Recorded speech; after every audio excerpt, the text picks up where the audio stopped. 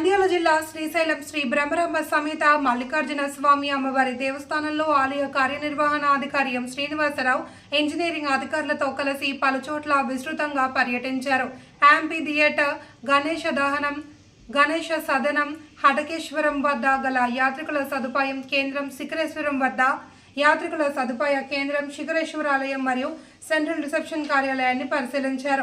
అనంతరం అధికారులతో మాట్లాడుతూ భక్తుల రద్దీ అధికంగా ఉండే శ్రావణ మాసం, కార్తీక మాసం మొదలైన సమయాలలో భక్తులను అలరించేందుకు యాంపీ థియేటర్ వద్ద ధార్మిక, సాంస్కృతిక కార్యక్రమాలను ఏర్పాటు చేయాలి అని ప్రజా సంబంధాల విభాగాన్ని ఆదేశించారు. గణేష సదన్లోని కౌంటర్లను, గదులలో శుచి శుభ్రత పట్ల నిరంతరం పర్యవేక్షణ ఉండాలని వసతి విభాగం అధికారులను సూచించారు. అనంతరం హటకేశ్వరం, శిఖరేశ్వరం ఆలయాల వద్ద గల యాత్రిక భవన్లను యాత్రికులకు వీలైనంత త్వరలో అందుబాటులోకి తేవాలని రెవెన్యూ విభాగాన్ని ఆదేశించారు. అలాగే శిఖరేశ్వర ఆలయ మెట్ల మార్గంలో అవసరమైన చోట్ల మరమ్మతులు చేయాలన్నారు.